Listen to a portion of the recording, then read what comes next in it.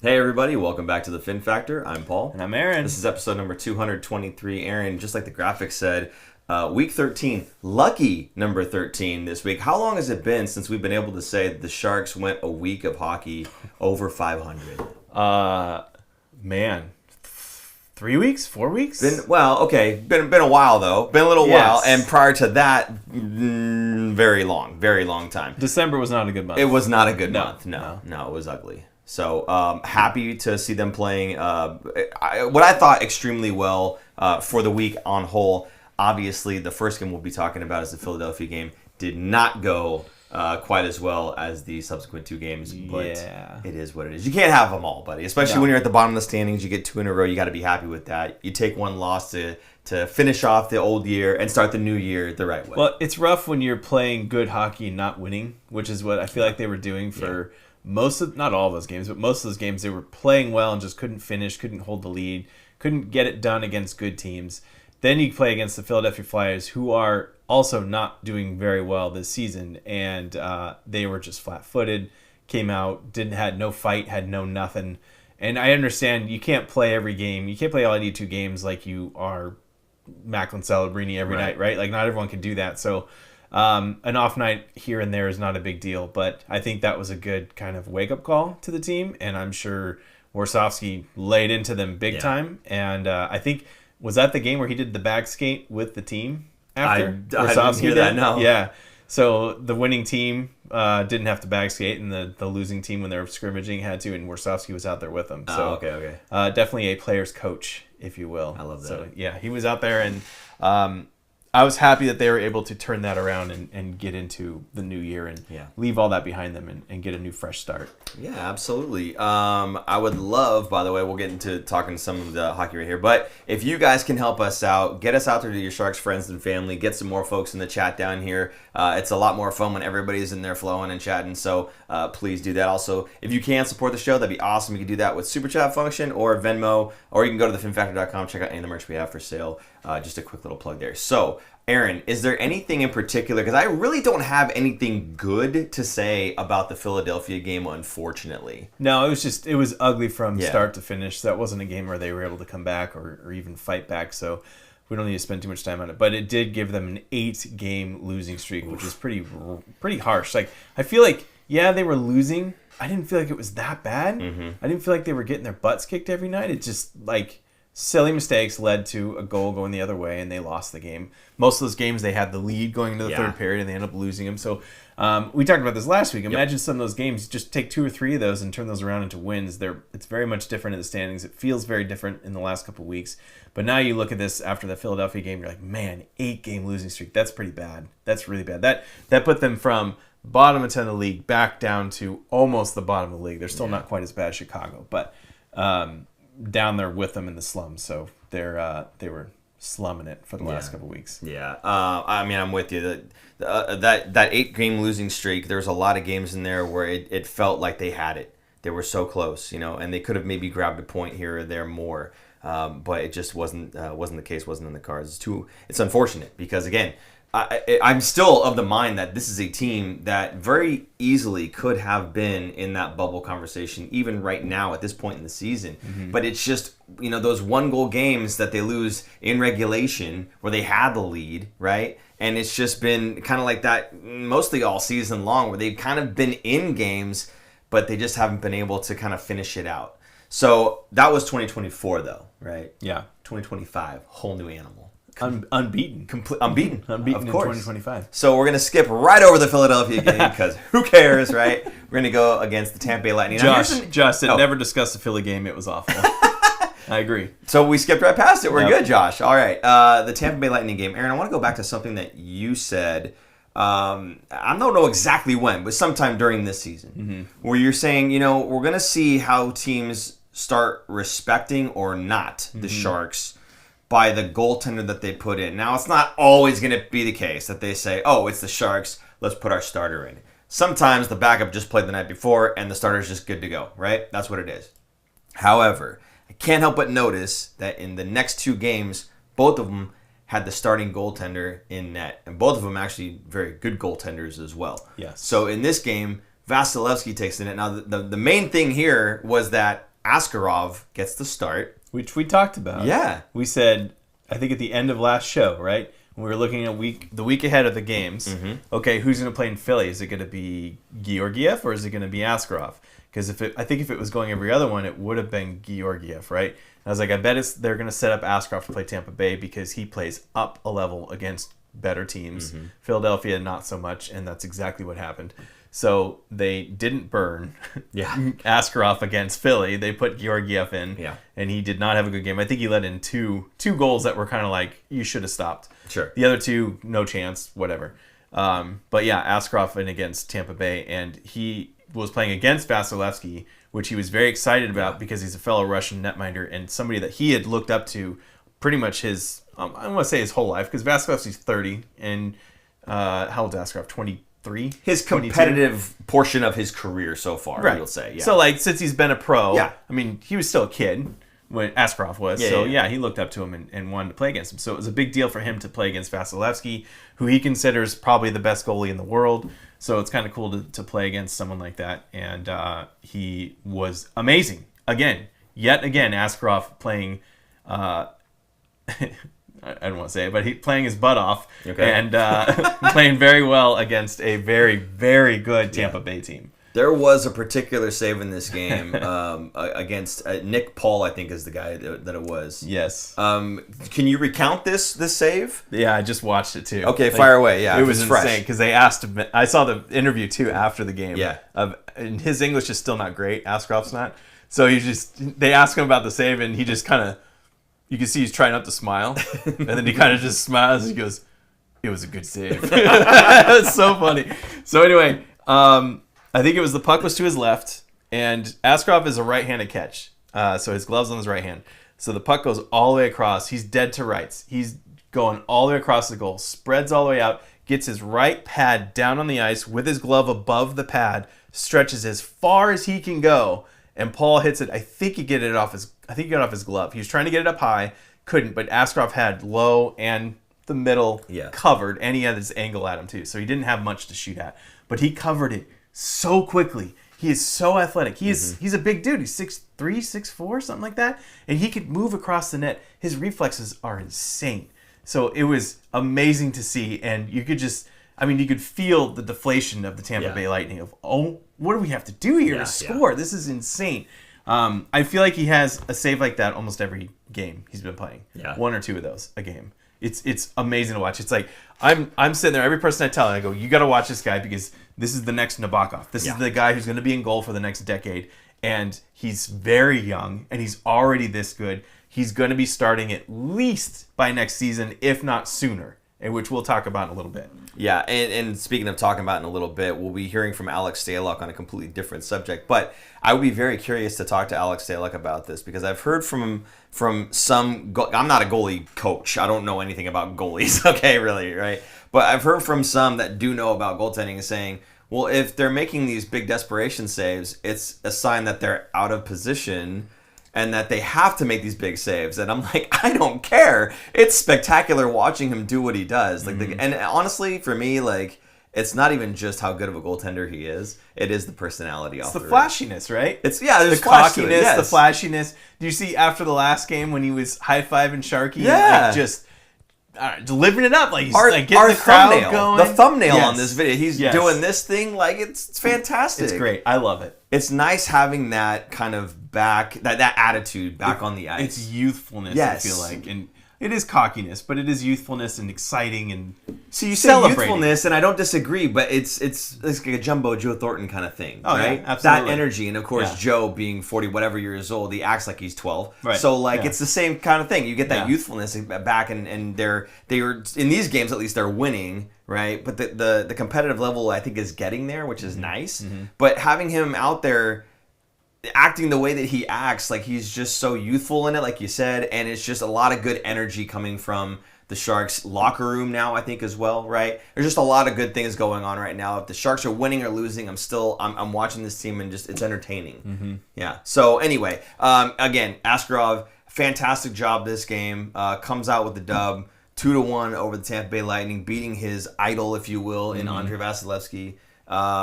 What else is there to say about this game? There's some really nice plays this one too. Still, Tyler Toffoli's goal.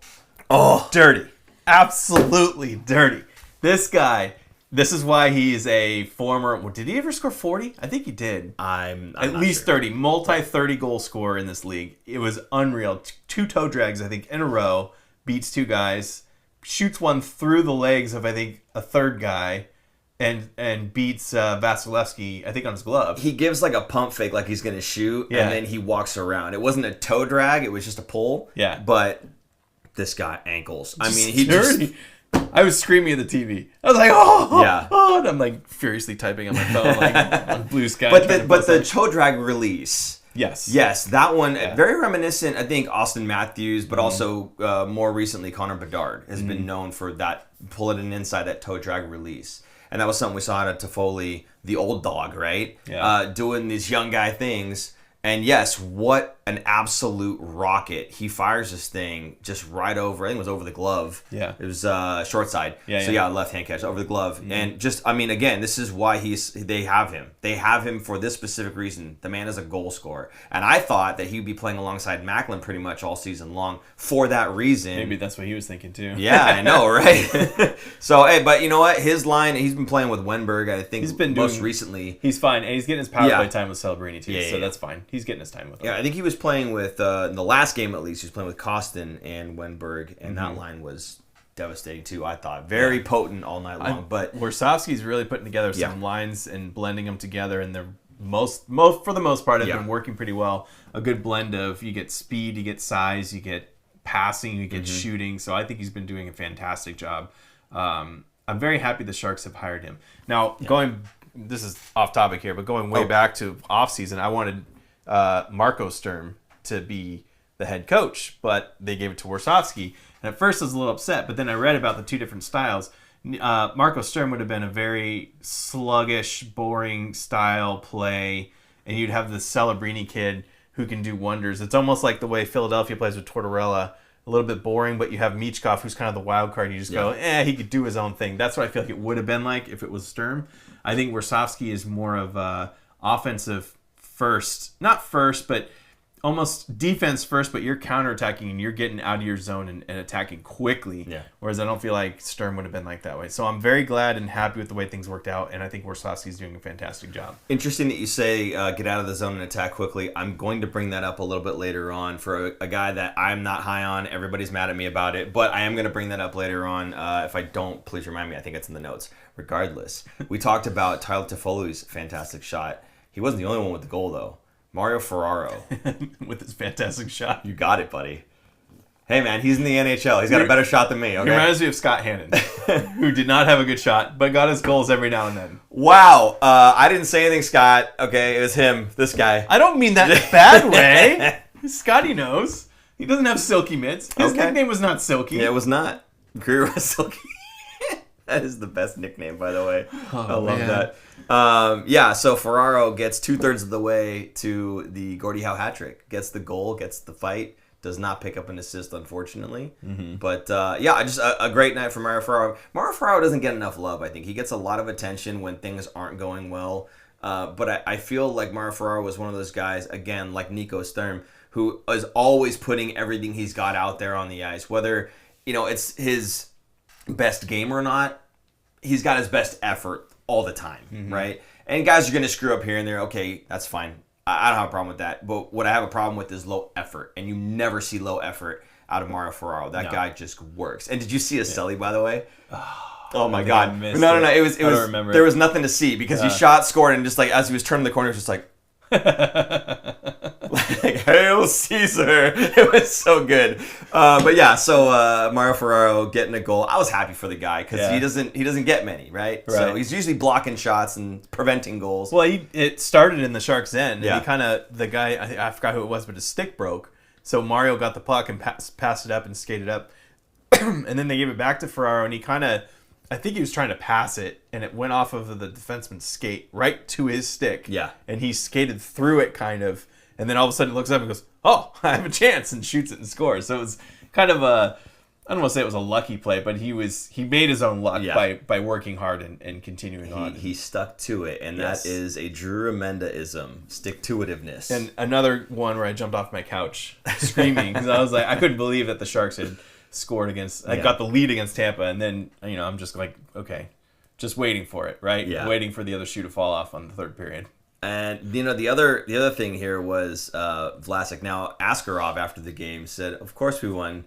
Vlasic suited up. Right? Is that what he said? That's what he said. He said, yeah, that's why we won, because Vlasic was in the lineup. Now, I'm happy for Vlasic. I thought he had a good game. In fact, he got an assist in that game, and he was the third star in that game? Second or third star, I think it was. I don't remember. I thought he had a great game. I thought he looked solid. He was the fifth or sixth defenseman. Yeah. So Sixth, yeah, and I think that's exactly where he should be. And salary or not, I don't care. The man earned his money from all the stuff that he had done prior and got underpaid for that. So the salary does not bother me as much as it bothers everyone else.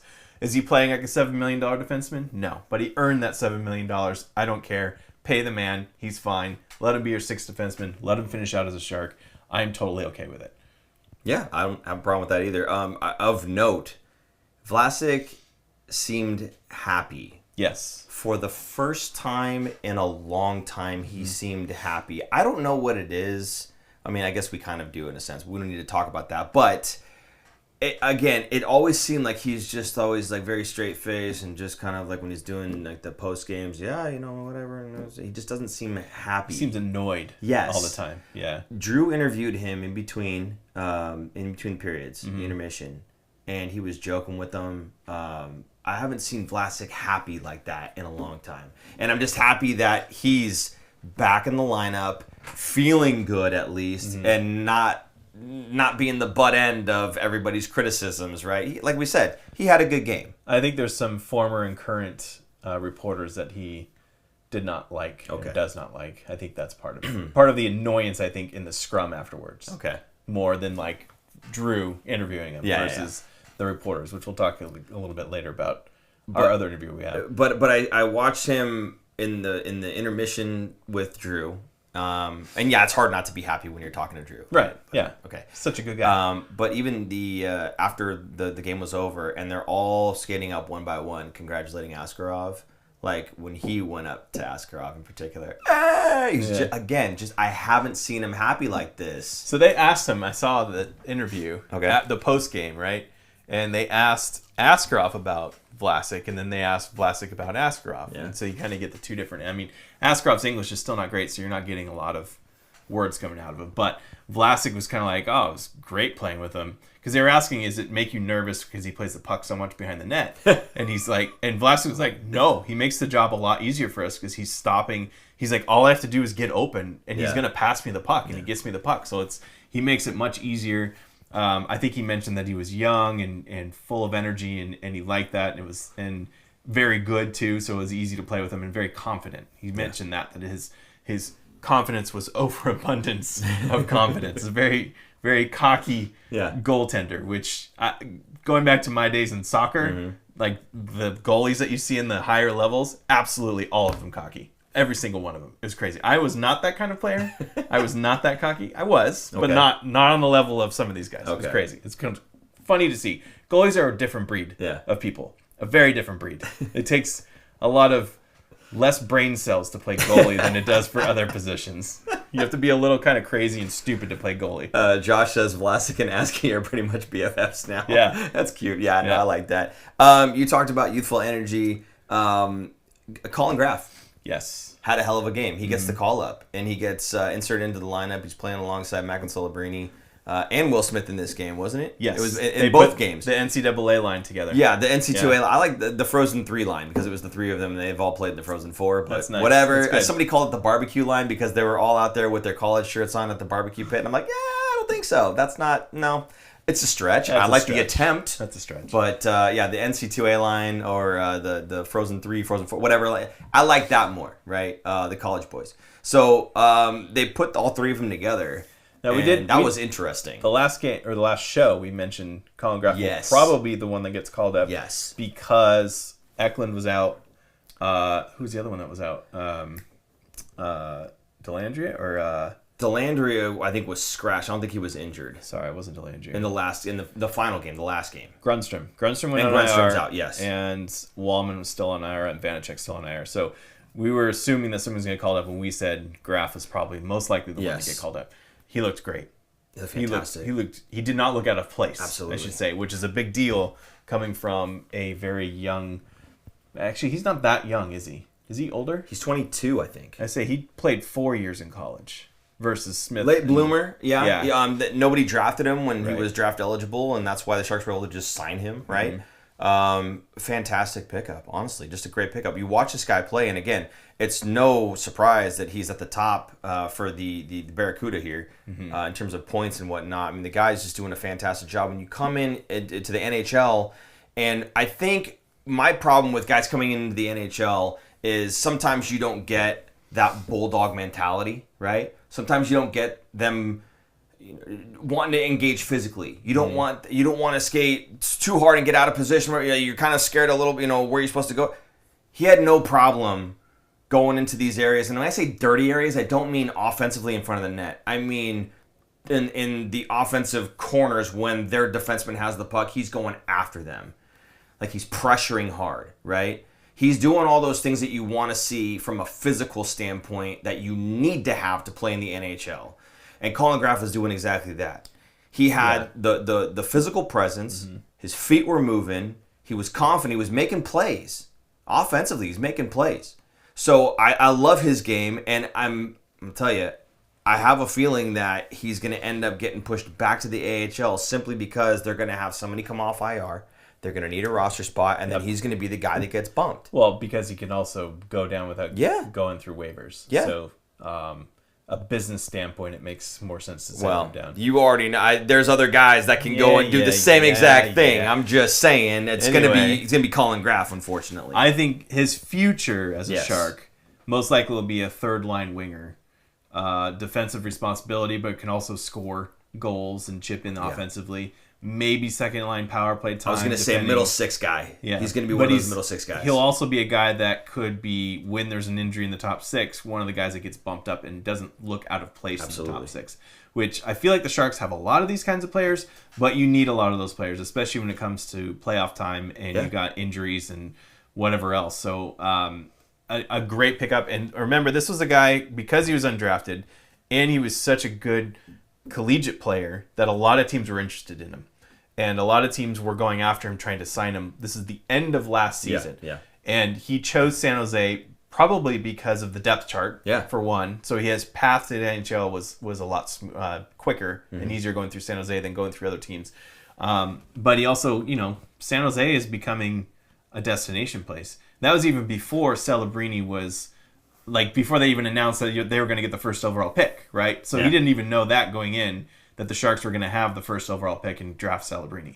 So he made his decision to come here, and I think what's great about it is look what he's doing at the AHL level. He's putting in the work. Absolutely. And it's showing. He's getting results. So he is working his butt off and getting to the NHL level, which is something that I like to see. I hate to see, like looking at Thomas Bordeleau is one of them, right? Yeah. He's not doing so well in the AHL level. I think he scored the goal last night, but not what he was doing last year, and I think he's kind of falling off. I don't want to see that. I want to see someone like Colin Graff coming in and taking his opportunity and rising with it, and he's doing a great job. And on top of that, he comes in and he has his opportunity, but he's playing like, I'm going to end up going back to the AHL, right?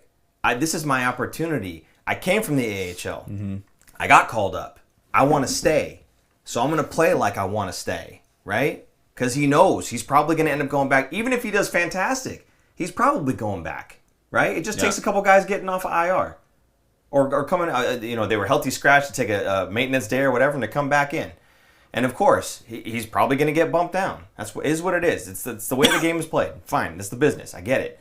But he's playing like, I'm trying to make this decision tough for these guys. Absolutely. That's what Greer wants these guys Absolutely. to do. He's creating competition with all of these players that are kind of in the same spot in the depth chart, right? Yeah. And they got to play their way into the lineup. Like you said, a lot of middle six. Yes. Right? So there's a lot of competition for that middle Absolutely. Six. Yeah. And they've got some of these guys for that fourth line, right? That are kind of solidified. There's, the Grunstrom and Delandry has been down there a little bit too, but like Nico Sturm, for instance, there's the guys that are going to fulfill that role. But that middle six where they have some skill type players, or they might inject a guy like a Colin Graf, right?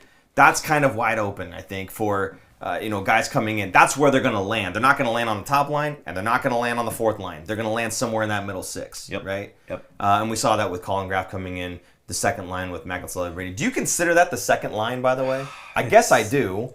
Doesn't matter. It goes kind of by ice time, really. Yeah. Like, who's getting the most ice time, and it's almost split evenly, and then you just add in the power play time. Who's getting the top power play time? Right. To me, that's the more important thing is top power play. Who's on the top power play? Those are your top players, really. And speaking of the power play, it looked completely anemic in this game, unfortunately. But if you take a look, you can see that they were visibly shading towards Macklin Celebrini to the point where there was a play where the puck went away from Macklin, the opposite side. So if you're looking at the net, it'd be the left-hand side, right? So that left wing, it goes over to the left wing, and the defenseman pulls from the middle to come and attack that player, but there's nobody else in front of the net except for a Shark. And they tried to move it to the Shark, whoever it was, and it just didn't go.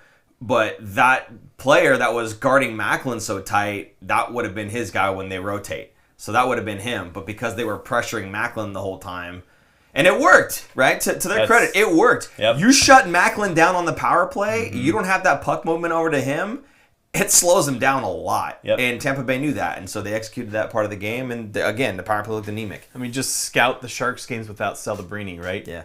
You take out Celebrini, that's how they're going to look, and that's what they did. There was a good quote in here I wanted to raise or talk about. Thazel said, Becker posted this today. Yeah. First time in NHL history that 3 rookies were Hobey Baker Award finalists and got points on the same goal. First time ever in the NHL. So Hobey Baker, for those who don't know what Hobey Baker is, it's the Heisman Trophy, which is the MVP, essentially, of NCAA for the hockey side. Heisman is for football. So those 3 guys were up for basically the Heisman Trophy, the Hobey Baker Award, last year when they were all 3 of them were in college. So it's kind of cool that all 3 of them are on the line together and they scored a point or got a goal and got points on it. Correct me if I'm wrong, guys, but I mean, maybe this speaks to how good the development is now in NC2A and how many good young American players. USA just won World Juniors for the 2nd year in a row. We didn't talk about that at all, or we may not even past this. But USA is doing a heck of a job. Thank you very much. Appreciate that. USA is doing a heck of a job with their programs for hockey and whatnot, getting these guys developed. We've seen, a lot of previous years, it's a lot of, who comes out of the OHL, WHL, QMJHL, right? These guys. There's a sprinkle of, the Swedish leagues and Russian leagues and everything else. And there was some US here and there. Yeah, absolutely.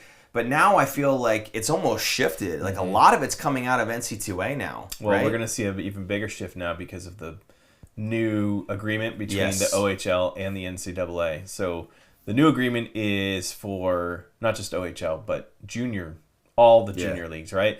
I think the players are allowed to go, instead of going back to the junior team, they can go to an NCAA team. Is that what the ruling is? I'm not sure what the specifics are, but yes, essentially what it does is it makes the NC2A even more stronger. Yeah, right? It makes it even stronger. It makes it more enticing for players to go and play at that level, at the college level instead. And you think about it, you've been playing against college level guys versus you're playing against some 15-year-olds sometimes, right? Yeah. So I think it's like another stepping stone, quite frankly, right? You talk about, either it's the CHL leagues or NC2A, and then there's AHL and then NHL. Well, it's almost like the CHL is a step behind, and then going to NC2A would be the next minor stepping stone, and then going from there.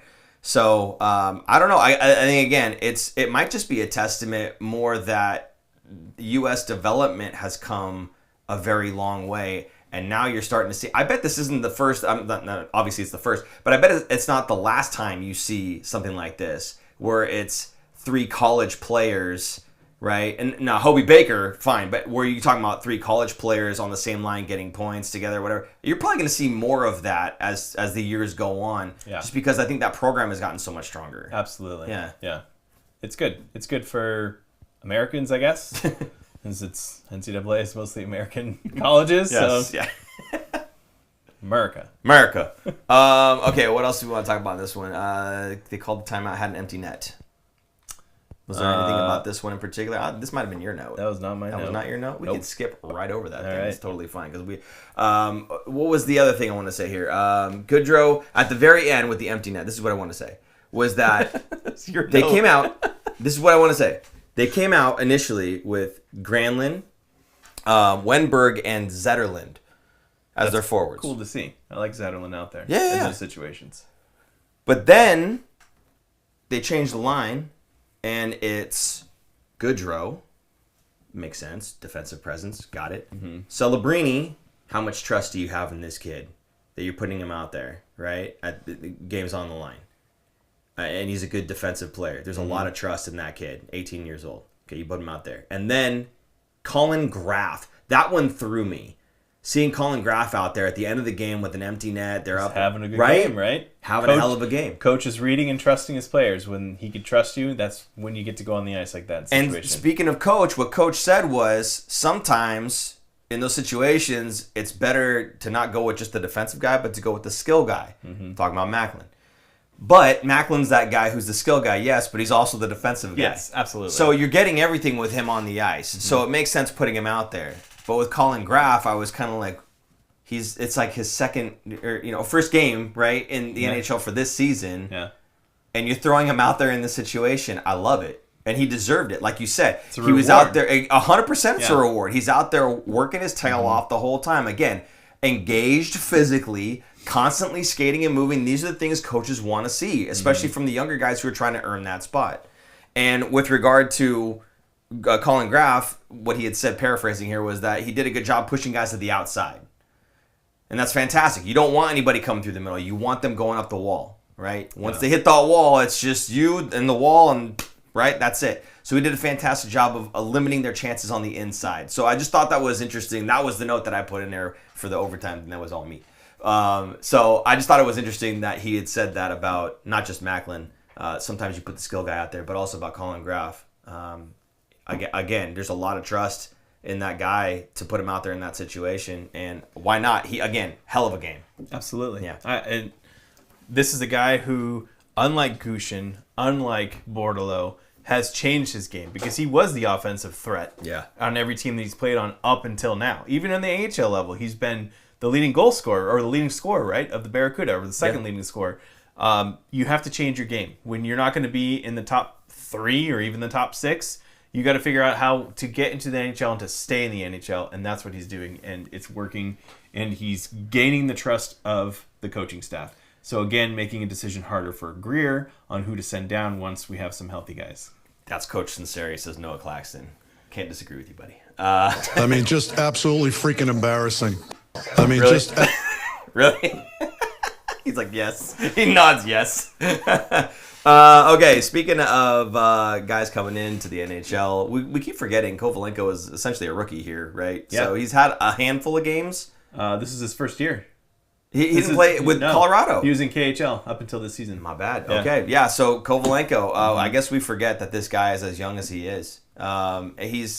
He's a strong, big-bodied guy, and he had a great game in this New Jersey game. He gets his first goal as a Shark. Mm-hmm. He had a few assists. I think it was like 4 assists or something like that, 4 assists. But he picks up his first goal here against the New Jersey Devils. Now, again, like the Tampa Bay game, New Jersey puts Markstrom in.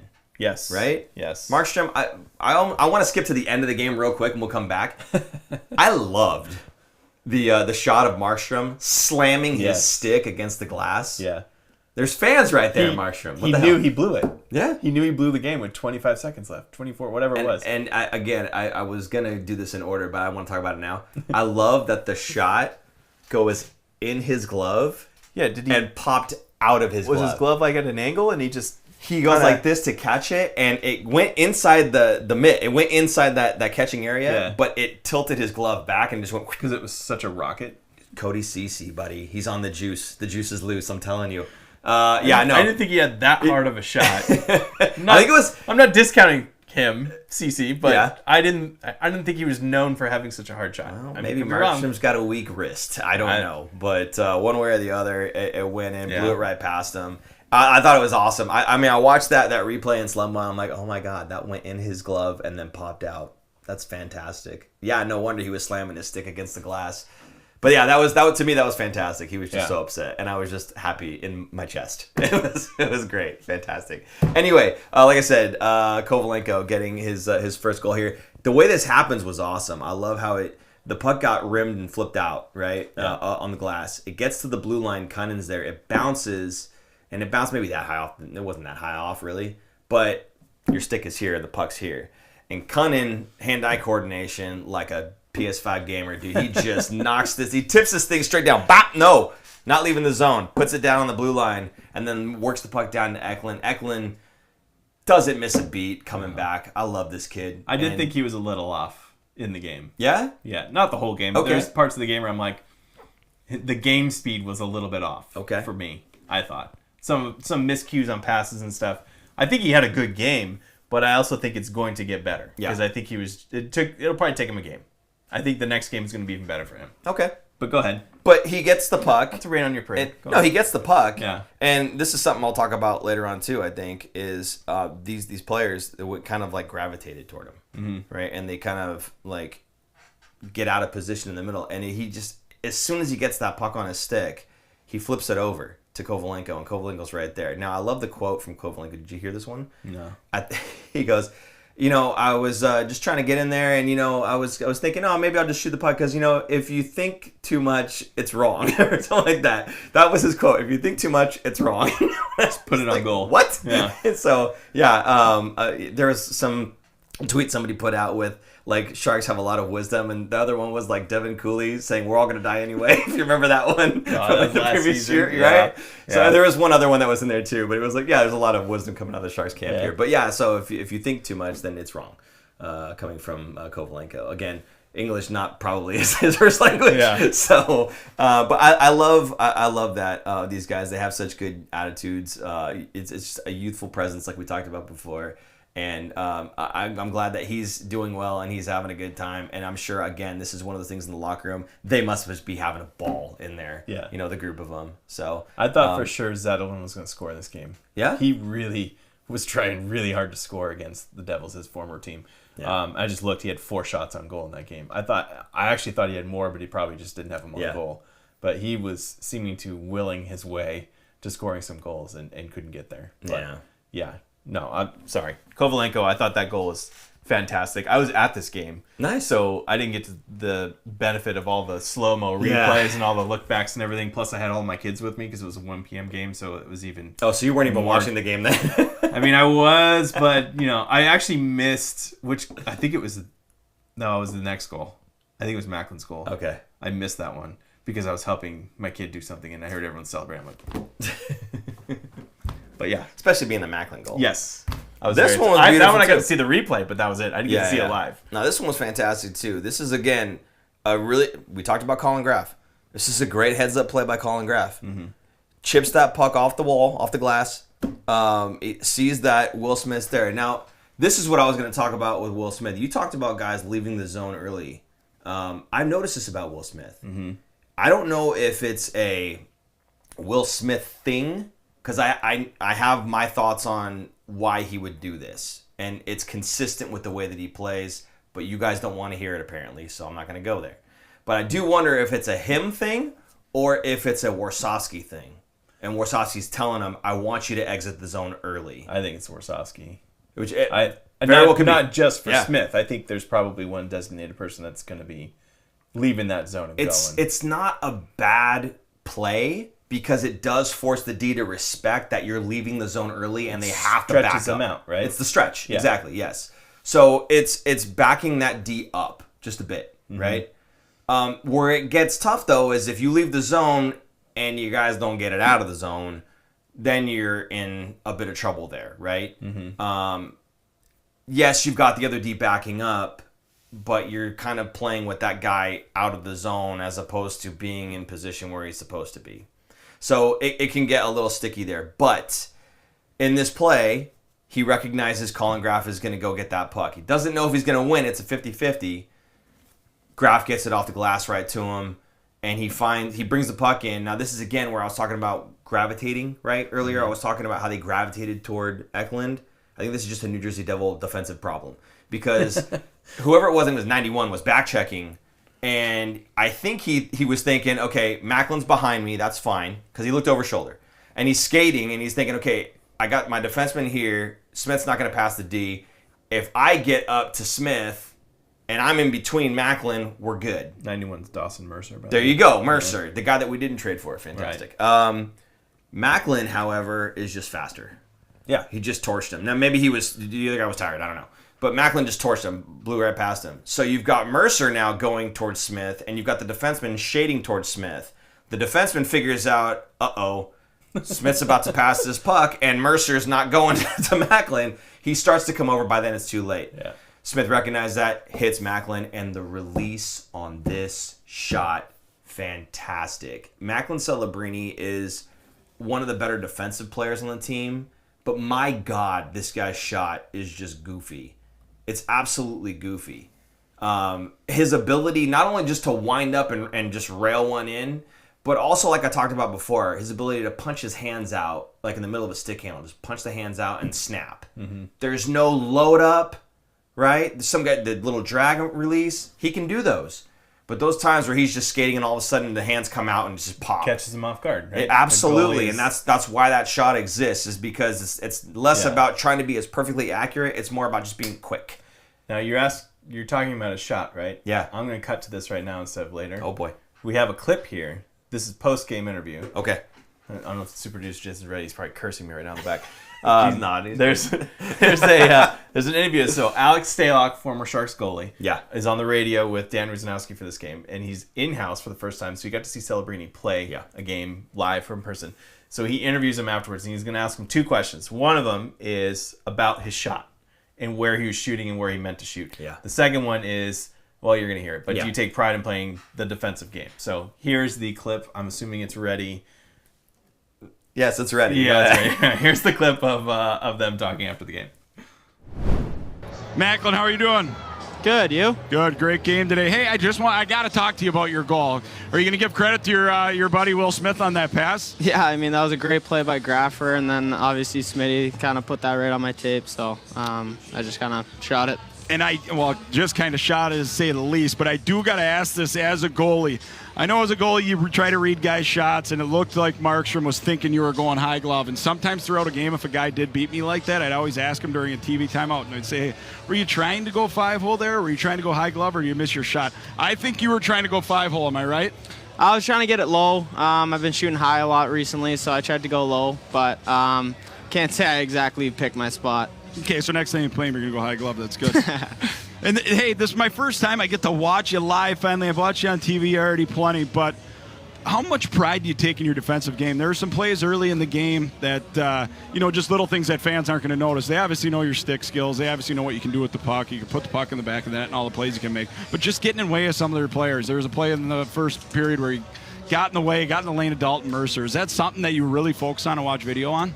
No, I think it's just an important part of the game. Kind of try to take pride in it. I feel like that's a big piece of winning, and if you're on the ice and you don't let up any goals and you get one or two, then you're obviously in the advantage. So I just kind of take pride in stopping the other guys from scoring and then trying to put the puck in the net. So I put this clip in because, for one, the audio was actually pretty decent. Yeah. They had microphones Finally. versus like a phone up post-game scrum. And two, it's the most words I've heard out of Macklin's of any like interview talk that he's given. He seemed very comfortable. He seemed great rapport with oh my God, blank out his name. Alex Stalock, and it also was right after a win. So every time the Sharks win, it's a fun time to interview people because they're all excited and happy. Yeah. When they lose, it's a very different story. It's very somber. It's very quiet. Nobody wants to talk. But after a win, it's very exciting. Good music going. The vibes are going. It's like Joe Thornton's around in the house. So it was good. It was a good interview. Yeah. So what do you think about what he said about his shot? Because you were talking about his shot and how quick that release is. I mean, he nailed it, right? Like, I think it's funny that he's like, "Oh, so you're going high glove next time around, right?" It's cute. He kind of was like, "Well, I've been shooting high lately, so I've been trying to shoot low now." It's like, wow, he knows people are scouting him and know where he's going to shoot, so he's going to change that up. Like, it's such a mature way of thinking. Yeah, because so if you look at how the goalie like reacts to this, right? Mm-hmm. He goes like this at first, and he's got his 5-hole like opened up. He's got his leg kind of opened up, and then all of a sudden it goes there. So he's definitely thinking, okay, he's going to go high glove. And usually goaltenders kind of read where the stick blade is and everything, right? To see like where that puck's going to go. But I guess he just didn't. He just assumed he's going to go high on me, and he just aimed high with his glove. And no, puck goes basically 5-hole on him. So, again, just a great shot. The release for me. You know, he said he didn't quite get where he was aiming, right? Yeah. He knew he was going low, but he didn't quite go where he was aiming. I do wonder if he was trying to put that far side, and he just didn't get enough on it and pulled it more towards the I mean, it's so quick, and he was expecting high that it was destined to go in, right? Yeah. It's cool. I like getting the little breakdowns of that, right? You're getting a former goalie in the NHL talking to becoming an elite goal scorer in the NHL. Like, what were you thinking? Were you trying to go there? Were you trying to do this? Were you trying to do that? And you could tell Celebrini's kind of like, you didn't want to disclose all of his thinking and secrets, but he does give him a little something. But it was good. It's good to see some personality on both sides kind of coming out. And someone just said, who was it? Was it Kellen? It just said, someone just said he's becoming a good analyst. Stalock, Sleepy Mofo. Stalock is turning into a good analyst. Just read the names. I just read the name. Okay, yeah. Just read the name. Yes. It's Sleepy M Ofo. Yeah, there you go. Sleepy M of O. That's he's master of So, I cannot lie, it was, a lot last, month, and... What can I lie? Honestly, I liked Stalock's interview there. It felt different from the scrums. I was talking to you about this before the show, actually. It felt different from the scrums, where Macklin, like you said, he's kind of like... there's a lot of microphones in my face, and I'm just trying to say as little as possible so I can get the heck out of here, right? It was a lot more relaxed. Mm-hmm. It was very much just the one-on-one, and you could see Macklin kind of come out a little bit because of that, I think. Yeah. I think when there's a whole bunch of microphones in your face, and it's a bunch of media guys that are, trying to answer questions and everything, and you're just kind of like, yeah, sure, I'm just going to answer it, and I really don't want to, I want to leave, I want to get out of here. But with Alex Stalock, it's very much a very calm, one-on-one, fun conversation that he was having with them, and I think that helped open Macklin up a little bit there. I will say that the questions that they asked were like, how important is it to you? Or what's the feeling in the room? Or after a win? Hey, so what's the feeling in the room? Oh yeah, we're all devastated right now. They're trying to open up guys to have them just talk, right? And then they can get quotes out of it. That's what they're trying to do. I understand what they're trying to do. I don't think it's great. I think these questions are a little bit better, but look, I'm not a reporter. Okay, I'm not a journalist. I'm just a guy sitting in a chair. Clearly. With a producer who knows way more about doing shows than I will ever know, okay? But I feel like if I had time to come up with a question, or this was my profession, I'd probably come up with other things better than like, hey, what's the feeling in the room after they win? Or what's the feeling in the room after they lose? I think we know what the answer is. Can we do just anything better than that, please? Anything where the question isn't so obvious what the answer is going to be. All right, if you had a question for Mac after this game, what would it be? Oh, no, see, you can't. I just got done saying I'm not a journalist, and this isn't my... Come on now. I got more that you can't put me on the spot in 10 seconds right now. Okay, how about you? What would you say? I didn't say I wanted to do this exercise. Okay. I don't want to do the exercise. I would say, I'm just saying. Can you tell me what the feeling in the room is right now? After a win versus a loss. Is it happier times? Is it sadder times? Are you worried about who you're going to pick overall next season in the draft? No, he's not worried. He's still top dog. It doesn't matter. No, all I'm saying is I appreciate how Alex Stalock conducted his interview, I guess is what I'm getting at. Now, he had one of those types of questions in there, but I liked the conversation that he had as he's asking the question. It was more of a conversation back and forth than I think, again, a bunch of mics in your face. He's gaining experience in doing this because he is 18 years old. Yeah, absolutely. And hasn't really done this many microphones in his face at once.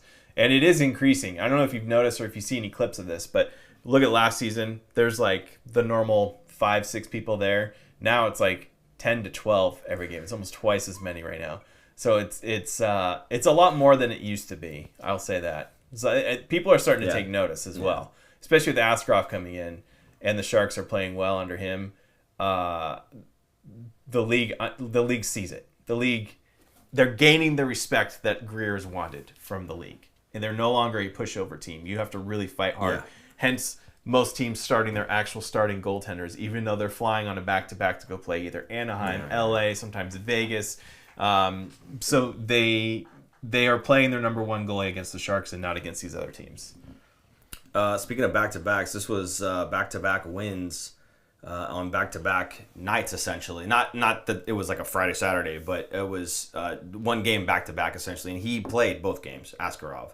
So 2 wins to start off 2025, both from the same guy. Here's my question to you about this. Now, when Vanecek gets back, what do they do? Yeah, this is going to be a big thing. In fact, I have this down below here. Oh, you okay. Want to talk about it now? Sorry. No, we'll talk about that later. We'll talk about it when Aaron wanted to talk about it. Right. But I just thought that was interesting that Askarov comes in. He's playing so good, man. He is. And again, like I want him to stay because he is. He's an NHL goalie. 100% he is. Right. The stats say the same thing, and we'll get to that later on because Aaron wanted to get to that later on. But absolutely, he's fantastic. So what happens? You got Vanecek comes back in. Does he have to come down, right? And it's not even, to me, such a bad thing if he goes back and plays in the AHL. He'd be, by far, the best goaltender in the league there, even if not by the stats necessarily because the defensive front he still has to play well. But I think it'd still be good for them to win, a Calder Cup. And you're going to have a much easier time doing that with Askarov in net than anybody else. They have Aaron Dellin right now taking his spot. Him and he's sharing with Romanov. Romanov, thank you. Yeah. So, I mean, I don't have a problem with them pushing him back down because I'd love to see that. At the same time, dude doesn't belong there. Yeah. Dude's an NHLer. Absolutely. So, just again, I just thought it was awesome. Good for him. Taking hold of the reins there and not just being a good second option, like most guys getting called up from the AHL would be like the good backup. Hey, if they played well. No, he's. I mean, if there was nobody else to come back off IR, he'd be the starter. Yes. Right. Yes. And I hate that we call Georgiev Forgiev. Have you heard this? You haven't heard this? No. Because he lets in 4. Colorado fans, hey, welcome to the Forgive experience. I'm like, man, that's terrible. It's not wrong. I know that's why I'm terrible. laughing. It's like, it's a good one because it's true. Yeah. But anyway, I guess we just go ahead and move on from here. Was there anything else on this game that you wanted to say, or did you want to blow past this then? No, I thought you just got to know in here the power play looked more dangerous this time around. I will say, I think I looked this up, the power play or the penalty kill of New Jersey, they're top 5. They're the 5th in the league at 84%. Oh, okay. So I thought, wow, they looked.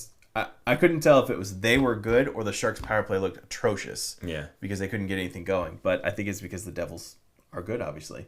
Top 5. And going back to Tampa Bay, they're 11th in the league. So 2 teams in the top 3, or top third, of the NHL in terms of penalty kill. That's about it. That's all I got for this game. Right. Great game. It was fun to go to.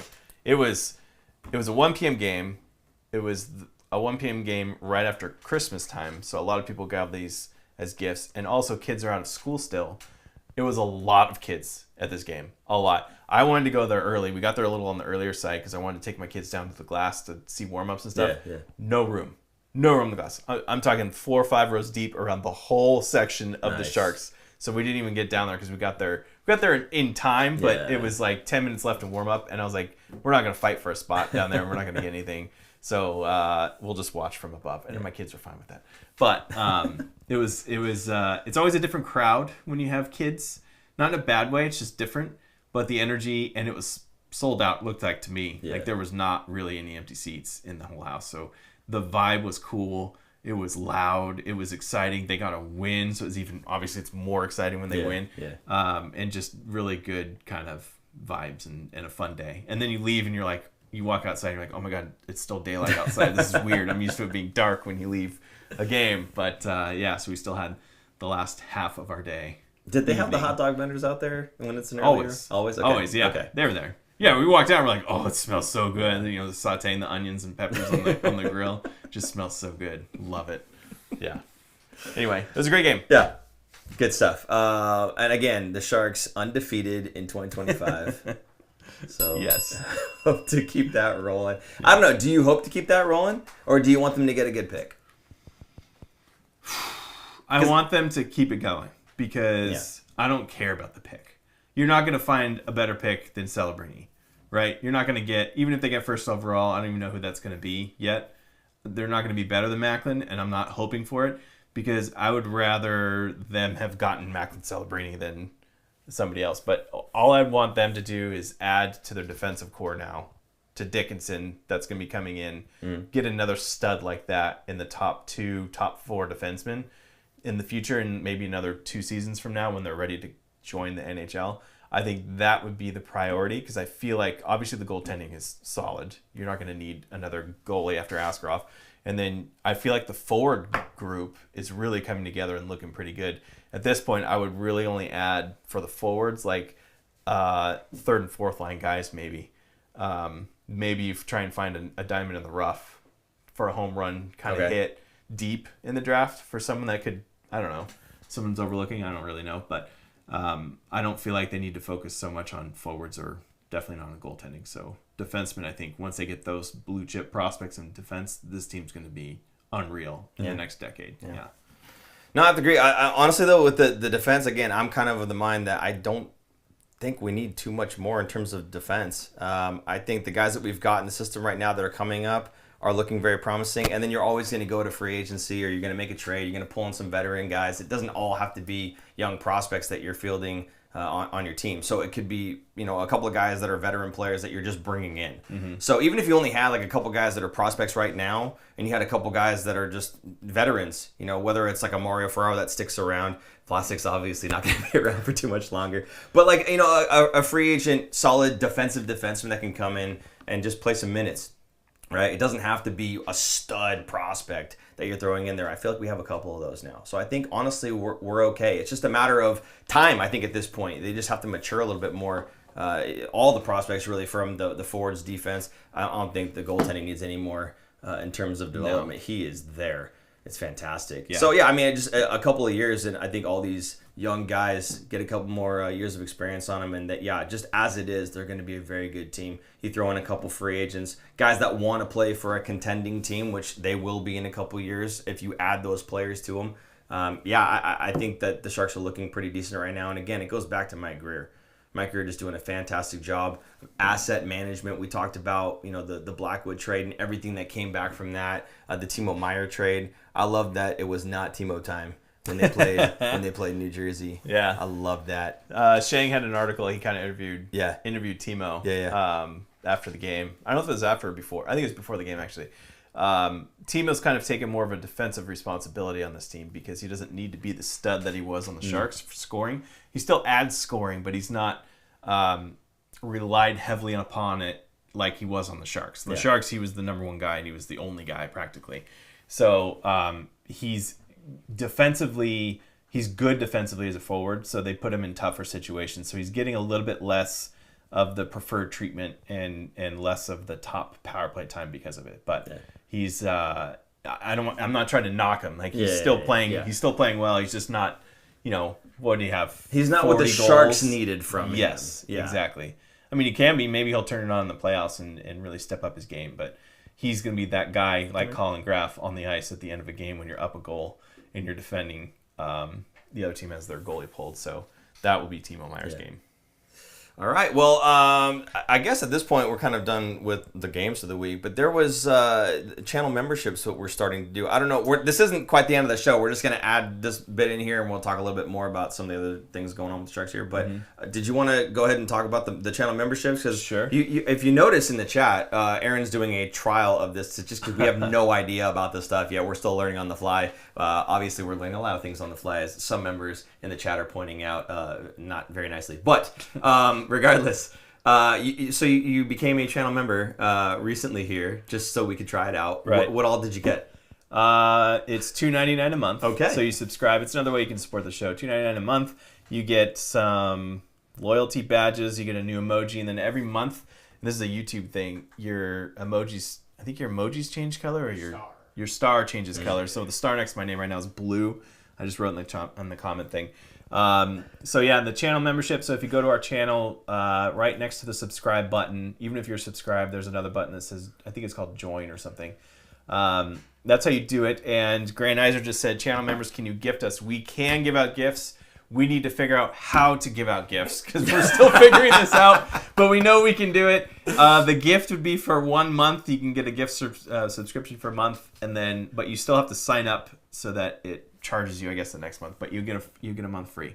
But once we figure it out, we will tell you how it works. It's all new to us. Grandizer says $2.99 a month. We want your cell number. Just kidding. It's fantastic. And then Deeds, can I give Sharknego a member? You can gift anybody you want a membership. I don't know how receptive to that they would be. I have a feeling that in particular, the guys in the chat right now. The folks on the podcast have no idea what's going on. But the folks in the chat, yes, this particular member has a lot to say, and none of it's very nice and constructive. I'm going to give him a little bit because I feel like it's somebody that it really just has nothing better to do right now, which is unfortunate. I don't like to feed the trolls. No, it's fine. But again, I think if you are interested in our show, awesome. If you're not, you can move back onto yours.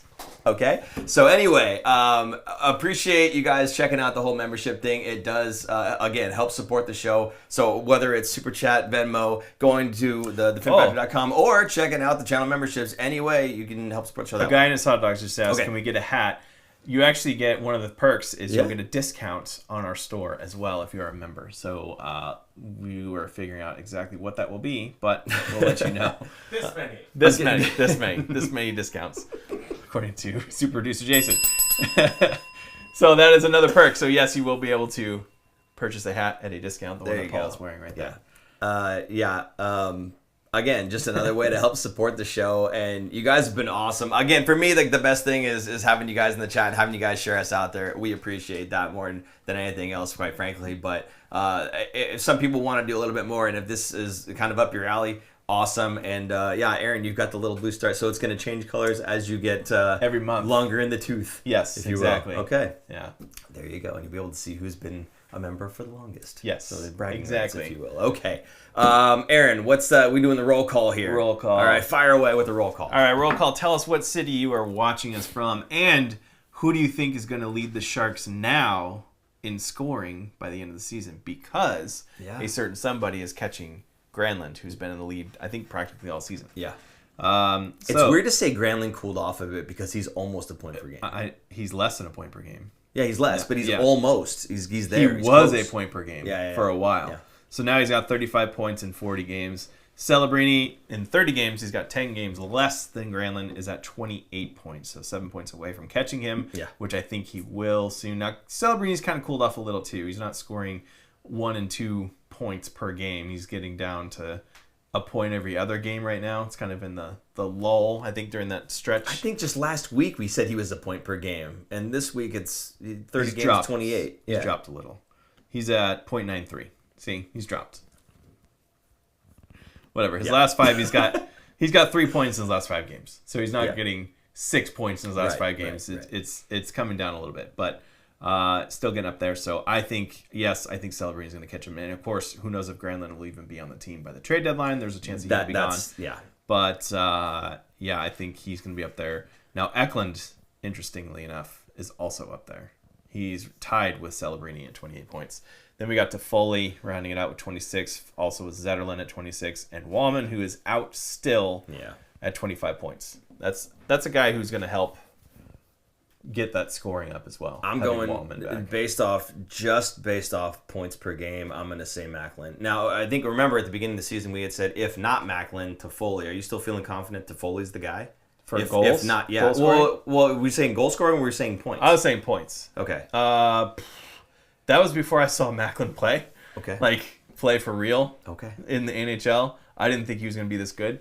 So, I now think, Celebrini is going to beat out Toffoli in the points race for the Sharks. I think Macklin's beating out Toffoli as well. I just don't know if he's going to continue to blow past like Granlund. I don't know how much Granlund's going to be before the trade deadline, right? Yeah. Because for me, that's the only fair thing is before the trade deadline. If Granlund gets traded, right, then obviously Celebrini's going to keep gathering points. But I'm we saying still got 2 months because the trade deadline is March 7th. Yeah, so we got 2 full months I think Granlund. up until that point, I think Macklin will catch and pass on Granlund. Just to that point. So that's another month or so beyond that, right, for the end of the season. So I think at that point, still you're going to see Macklin right there with them or pulling ahead. You think Toffoli is going to be in the race? Not Toffoli. I'm sorry, over Granlund. Right. Yeah. You were asking me about Toffoli. Yeah, I'm just curious. Do you still think that if not Macklin, then Toffoli? I think and I think Toffoli will have the most goals on the team. I think Celebrini gets a little bit more assists, but I mean he's only 2 goals behind Toffoli for the lead, and he's missed a bunch of games. So. I could be wrong on that too. What's chat saying about this now? I saw Selly just pop up, so I'm guessing that's Celebrini. But yeah, I got to go back. Okay, because a bunch of people came in. Peterborough, Ontario. That's Brykar. Okay. Celebrini. Deeds, Melbourne, Australia. Good day, mate. TT, Tyler Toffoli. Grand Nizer wanted to know if it's points race or goals race. We're saying points race. Kellen Foster, Orange County. I think the Sharks lose one of their demons, CC Aruta Ferraro. That's not answering the question. A guy and his dogs is also in Melbourne. Awesome. That's cool. Oh, no, he's saying Melbourne. Awesome. Sorry. Bruto Journey is in Toronto. He's seeing Celebrini. Grand Nizer, do we have a rookie NFL goalie and points watch to see where Celebrini is at? We do! Should we go right into it? If you want. Let's do it. Okay. Super Producer Jason, take it away, please.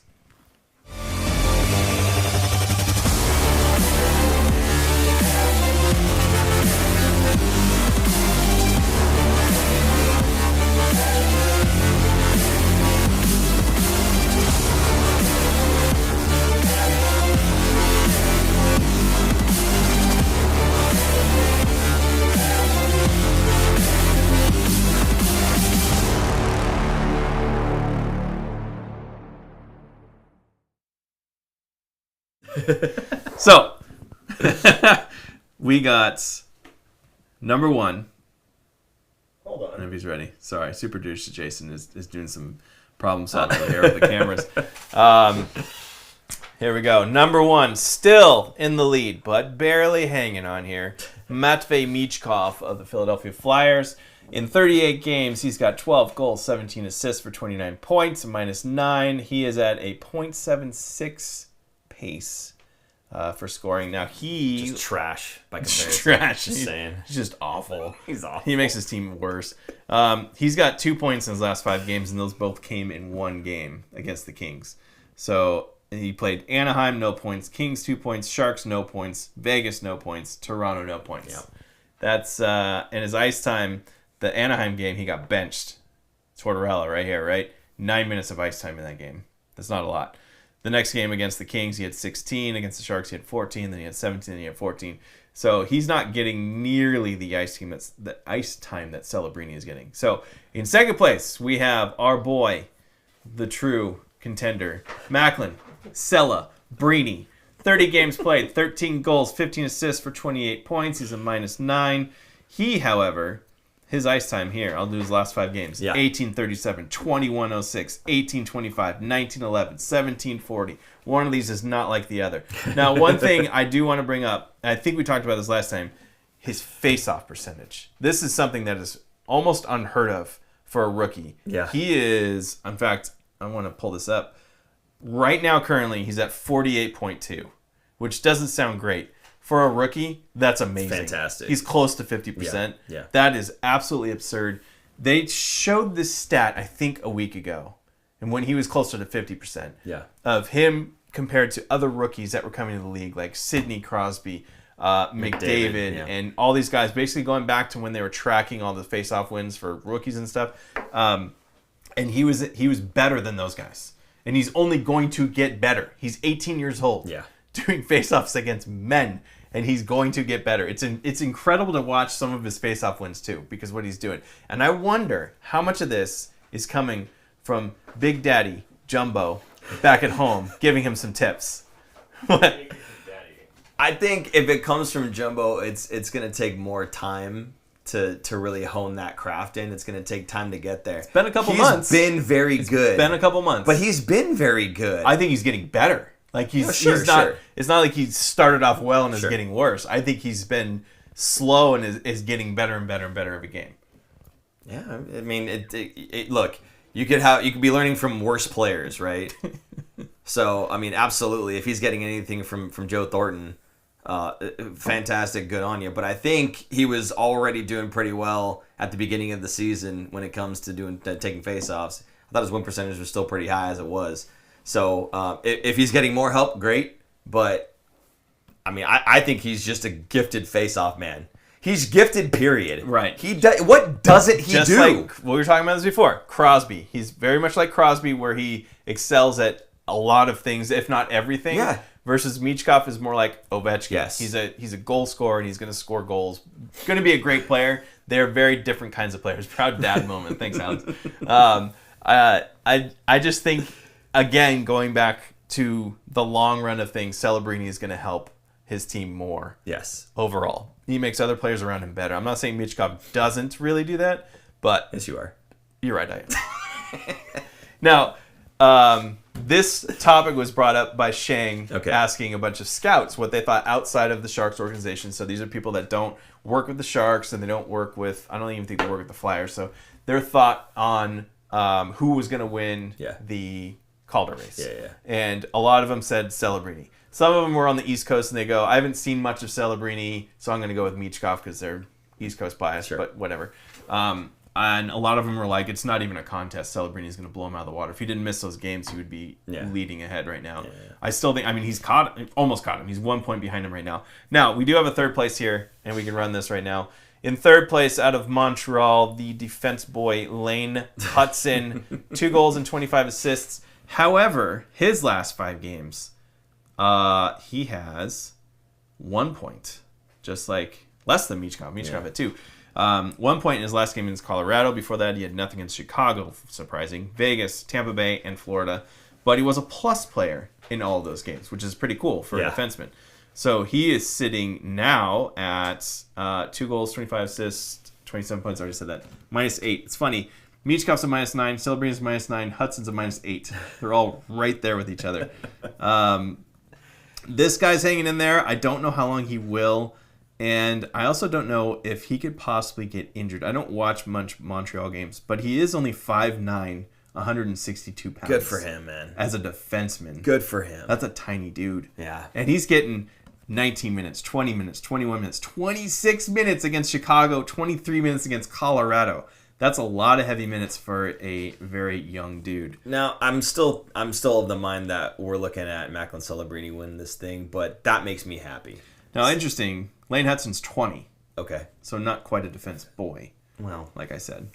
Can he have a beer? In Canada? No. He plays for Montreal. No. Just drink age is 19 in Canada. So yes. Yes, he can at home in Montreal. Killing me. Hey. Matt Michkov, also 20 years old. So these guys are 2 years older than Macklin Celebrini. Yeah. And he's still, just like he did last year in the NCAA, he played as a 17-year-old freshman in the NCAA and won the Hobie Baker Award. Yes. And he led scoring, right? Yes. It wasn't him and Will Smith were close, but he ended up winning the scoring title, I believe. I can't even remember now. Yeah, feels like forever ago. It does feel like forever ago. Forever ago when we were dreaming that the Sharks would get Celebrini, right? Yeah. Anyway. As with every other Calder update, I have to check in with you about Logan Stankoven. Because it's just funny at this point. Stankoven is now in 5th. Yeah. He's fallen from grace. Yeah. He's at 4 goals and 14 assists for 18 points behind Maxim Siplikov. There you go. Thanks, Nick, for that. Much better than Thank last week. Thank you. Not as funny, but much better than last Right. week. Yeah. He also has points Okay. in the last 5 games. Yeah. If I didn't have him signed, I would drop him like a bad habit on my team. But I have him signed under contract for a couple years. And then, of course, somebody had made the comment previously that we're not giving enough love to Dustin Wolf. Yeah. So it's harder to quantify for goalies. Exactly. And we talked about this last week. But he is doing a phenomenal job. And I think his hat is in the race. He's doing He's doing a good job where it's going to come down to actual voting on the Calder Trophy. And his name will be in there for sure. I feel like it's probably still going to end up going to a skater over a goaltender, just because the goalie would have to really stand out to beat out those guys, especially if Celebrini is going to end up with 60 plus points, maybe even close to 70 if he's really pushing it. That will definitely change the conversation. Yeah. All right. Moving on to Askarov here. You have a natural stat trick graphic, I believe. Right. I posted this on our Twitter and Blue Sky account, and I was like, "Oh, this is interesting." I was doing this the other day, and I was curious what it was. So I went to Natural Stat Trick just to see what the goalie stats were for all the goalies that had played for the Sharks this season. So that includes Blackwood. So we have Georgiev, Vanecek, Blackwood, and Askarov. And now here is what it is. It might be a little hard to read here, but what I wanted to highlight was a couple things here. The save percentage, Georgiev, 869. And he's only played 5 games for the Sharks, but Askarov's played 7. So it's small sample size, but the same small sample size. So it is kind of apples to apples here. 869 versus 923. 408 goals against versus 2.3. The telling thing here was goals saved above expected. Georgiev, minus 4.68, living up to his name. Or 4.60.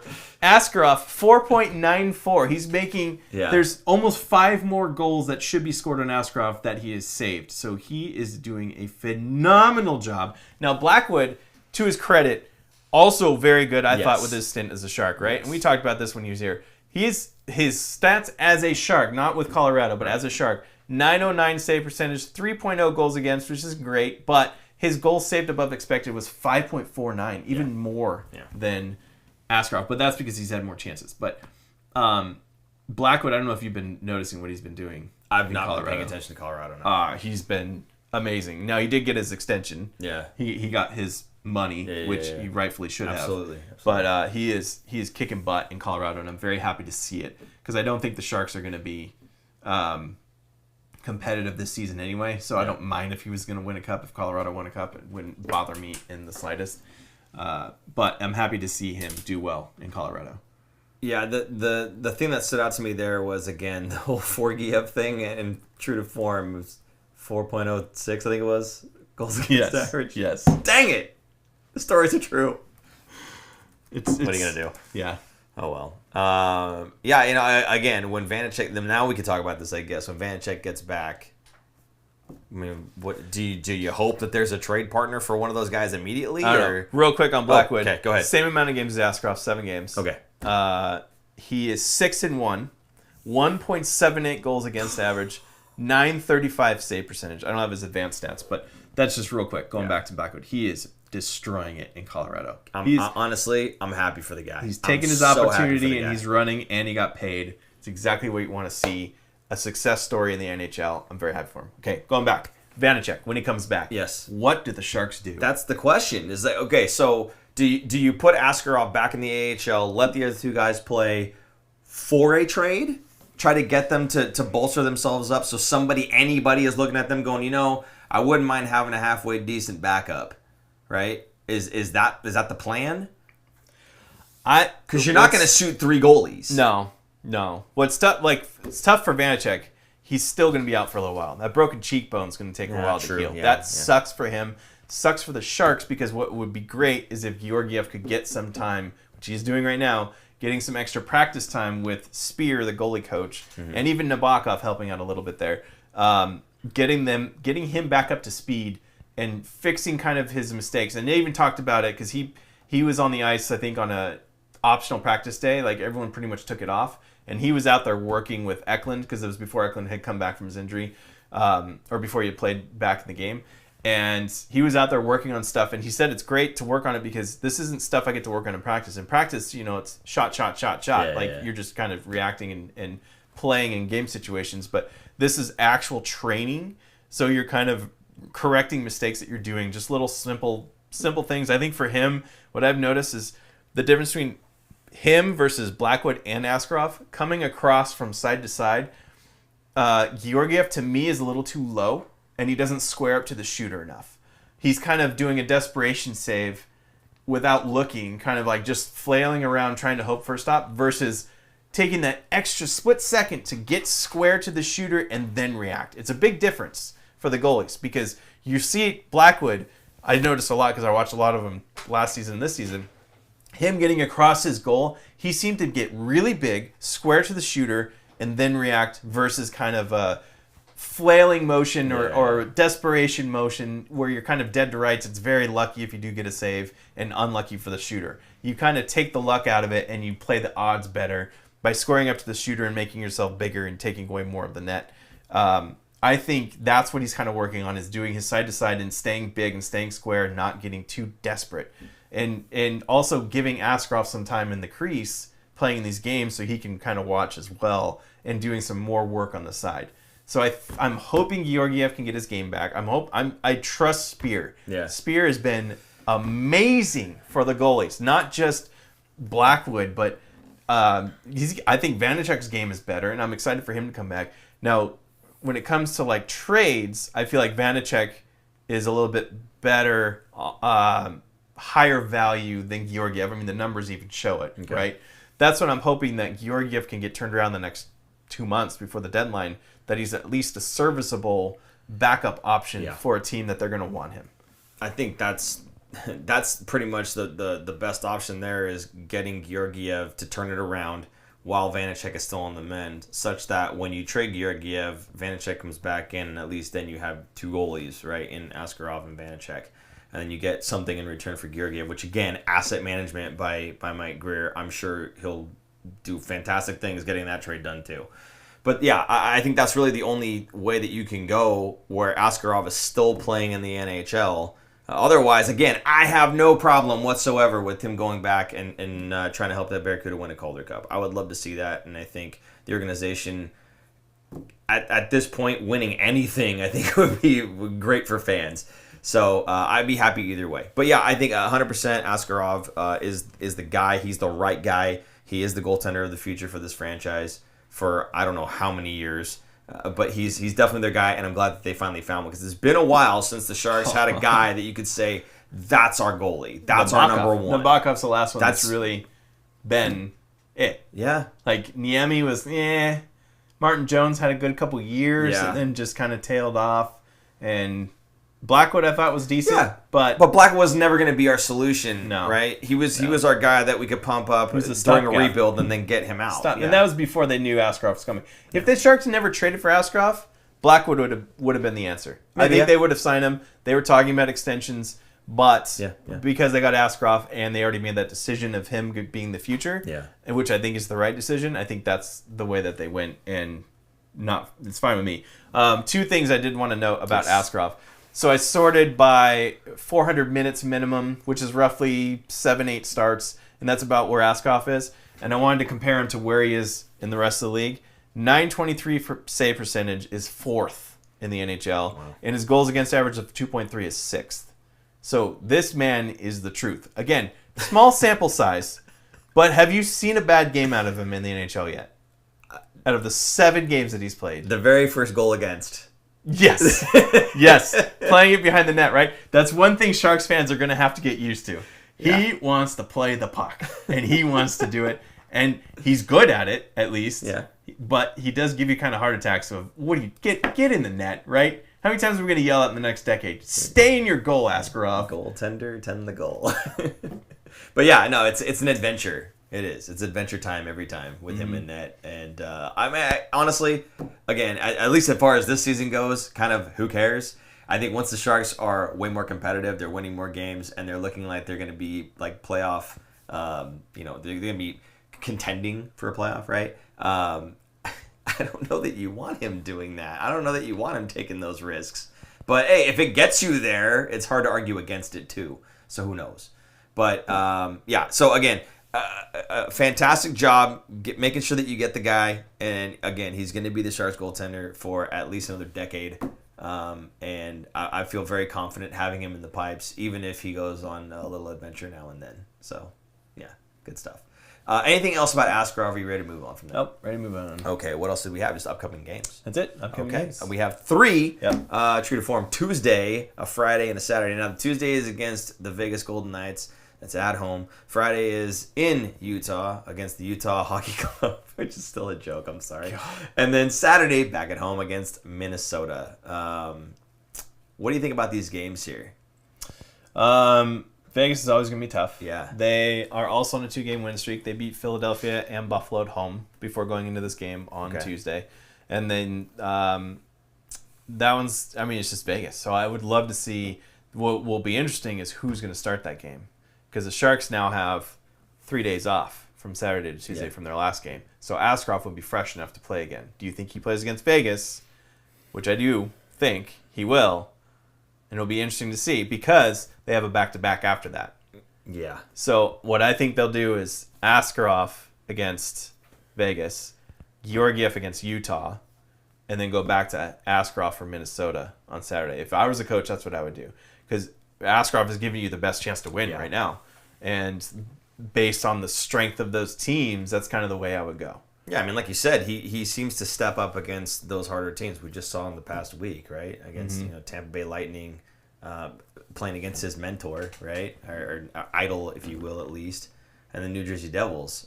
He stepped up big time against those teams. And in a back-to-back, was still able to put up fantastic performances against both strong teams. So, again, like you said, he's got that break in between. If he's fresh and ready to go, yeah, why not? Right? Absolutely, I'd play him against Vegas. Especially since the other Vegas games didn't go so well. So why not give yourself the best opportunity? I like that. So definitely, I would love to see Askarov get the start 3 in a row for the guy coming out of the AHL. Again, how much confidence do you have as Ryan Warsofsky in these young players? If you start him for a 3rd game in a row, and you've got Colin Graff and Macklin Celebrini playing like the last shift of the game when they're down just a goal. Right, and you're trying to maintain possession, push guys wide. Let the you kids trust play, those man. kids. If the kids can show you that they can do it, let the kids play. That's what I think. Yeah, absolutely. Obviously they have to trust them. Yeah, and they're doing it. So I'm fine with it. I think it's great. I think it's great that Warsofsky he's also not building trust in his players for this season, but beyond. Right, you're creating a new core of guys. He's part of that. Warsofsky is part of that. Right, he's part of the core, and he's been known to be a player's coach where he fights for his players and sticks up for them and players like playing for him. Yeah. Versus like a hard-nosed type, I don't want to keep saying Tortorella, but similar. He's the gold standard for hard-nosed old coaching, school coaching, right? That kind of era. But I think Warsofsky's building trust in his players and doing it well. The only thing that scares me with Warsofsky is how long do most coaches last in the NHL now? 2 seasons? 3 Maybe seasons? 3, right? Yeah. That's the only thing that scares me. I hope Mike Greer isn't one of those guys. I think Warsofsky's the answer for the next 4 seasons, this included. So another 3 seasons at least. Yeah. Think about it this way: they're at the bottom, and they're only going up. If they stagger and crash down to the bottom, that's maybe probably when that's a change. Yeah. But if they're going up and they get bubble playoff team, then the next season they are a playoff team. Then the next season they win a round or 2. That's why would you not keep hiring him? 100%. Keep him on. Yeah. 100%. Okay, so then Friday, Utah. Talk to me about this one. What do you think about Utah? Friday in Utah. Now, I went to go. What I wanted to look at was the schedule of each team because I was curious if they had back-to-backs against the Sharks and who they were going to possibly start in goal. The only one that has a back-to-back is Minnesota, I believe, but the Sharks are the first of their back-to-back. So Utah, also, I wanted to see what their kind of streak was because the Sharks have won their last 2. Utah broke a 5-game losing streak against Calgary on last Thursday. Then they lost to Dallas in overtime on Saturday. They play Florida at home on Wednesday, then 2 days later play the Sharks. And then Minnesota was on a 3-game winning streak. They beat Nashville, Washington, Carolina, 3 very good teams. Well, maybe not Nashville this season. But they play St. Louis on Tuesday, Colorado Thursday, then Vegas on Sunday after the Sharks game. So they have 4 games this week. That's a lot of hockey. And the Sharks are kind of at the tail end, not the end. Unfortunately, it's not the back-to-back. It's the back and not the two-back part. Yeah. So Minnesota's a good team, but that's a lot of travel for them and a lot of hockey for them. So I'm hoping Askarov can pull off the win against Vegas and the Sharks show up in this game. I think Utah is a possible winnable game if Forgiev doesn't show up and he starts to play better hockey. And then Minnesota, I'm hoping it's a tired Minnesota team on the road, and they're looking a little ragged. And the Sharks on their back-to-back with Askarov in net that night is able to pull off a win against Minnesota. So I'm hoping 4 points. It could be worse. His nickname could be 5Giev. Okay, so let's all pump the brakes on this poor guy right now. Yep. Yep. No, I honestly I feel like Georgiev's going to do a little bit better as the season goes on, just because Spear is there and he's a magician with goaltenders. But with regard to this week, yes, I would not at all be shocked if it happened exactly how you say: Askarov, Georgiev, Askarov, and I'm going to make a completely unrealistic but optimistic, bold prediction here for 2025. I think the Sharks are going to end up on the better end of 500 up until the trade deadline. I think from now I've got 2-game lead, sure, okay, fine.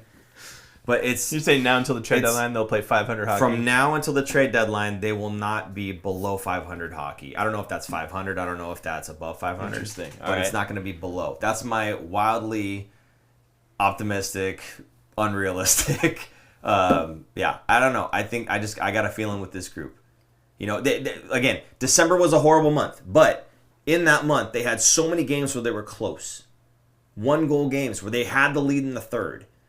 This is not a team that doesn't sound like a team that should be losing all these games. They can learn to, again, Warsawski said this. We're learning to be the aggressors, right?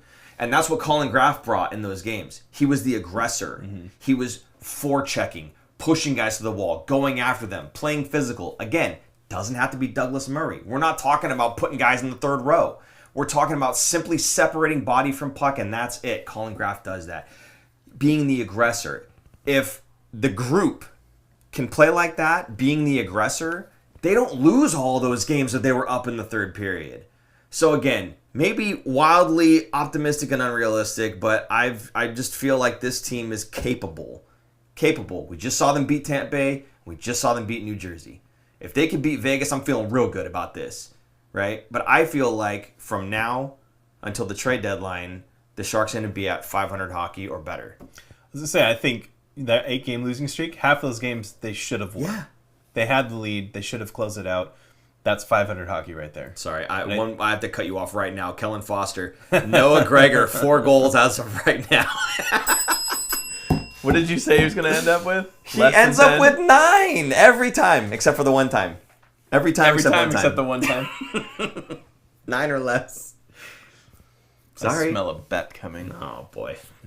Anyway, I'm excited about this group right now. Okay, in the future it'll be even better, yes. But this group right now, I think that they can be very entertaining 500 hockey. We'll see Wallman come back. That will help. Yeah. We'll see. Who's the other one? Hey, my boy, Nico Sturm. Oh yeah. Look at that, huh? Is he out right now? He's still out. In focus? Or did he come back? Did he play in the last game? No, he was out. He was out. Yeah.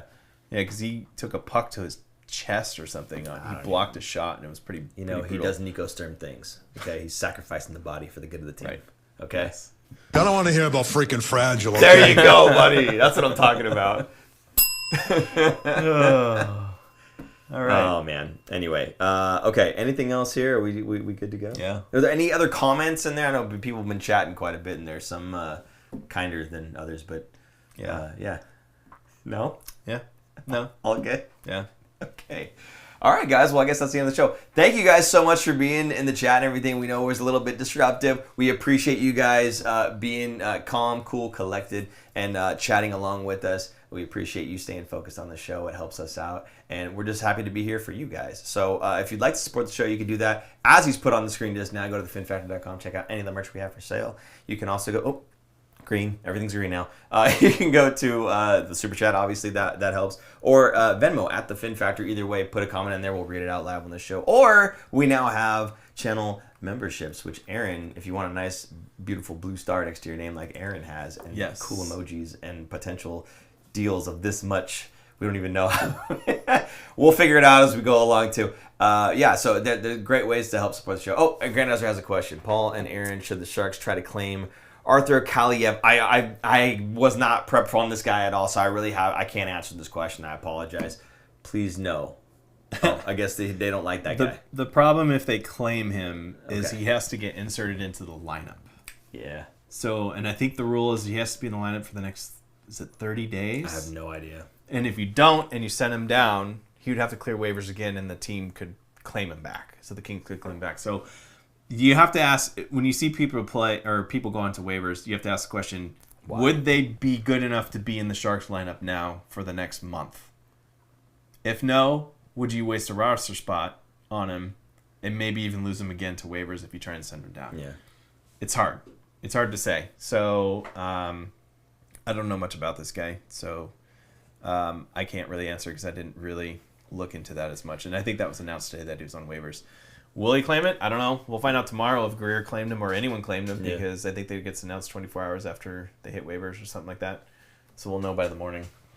Is this a guy that Chicago would be interested in? Because it seems like Chicago wouldn't mind pulling some free talent. Wow. I don't know. Kellen just said, I watch a ton of Kings hockey because I live in SoCal. He's a Grundstrom replacement at best. So if Grundstrom's on his way back, I don't see him taking a roster spot. They have enough of those fourth line, fourth line guys, so I don't think so. Yeah, it's not even Grundstrom's coming back. It's we have guys that can fulfill that role already. Yeah. And I think, again, I think the Sharks are more interested in finding those middle six scorers than anybody else, right? So I don't know. That's the way I see it. I don't think that they're aiming for another fourth line guy. If anything, they could always take a third liner and shove him down on the fourth if they had too much talent in the middle, which too much talent. They're at the bottom of the league. Yeah. So I don't know. I don't think they need that guy or that type of player, I should say. So probably not. They'll probably end up passing on him. But if that's accurate, if he's Carl Grundstrom replacement level guy, then that would what I would say. But I don't know enough about the guy personally. So anyway. Yep. Good. Okay. And the Sharks are at 48 of 50 contracts. So I was curious. So they have 2 spots. Usually they like to keep at least one open. So they could, but most likely not. But realistically, even if we took another guy or 2, we're still sellers at the deadline. Let's get real. Middlesex scorer. Paul wants Kevin Labanc back. No, I don't. Time to go. I totally do not want Kevin Labanc back. I could make a joke right now. I'm not going to. It's rude. Anyway. Okay, no other comments? We're good to go? Good. Okay, guys, again, thank you so much for being in the chat. Appreciate you so much. For Super Producer Jason, I'm Paul. And I'm Aaron. And we will see you guys next week. Bye-bye. Thanks for tuning in. If you like this episode, check out our other content, especially interviews. You can interact with us directly through social media at The Fin Factor and on Instagram at Fin Factor. And don't forget to join our live streams on YouTube. Visit our website at thefinfactor.com, where you'll find all of our episodes as videos or podcasts. You'll also find our exclusive merchandise to help support our show.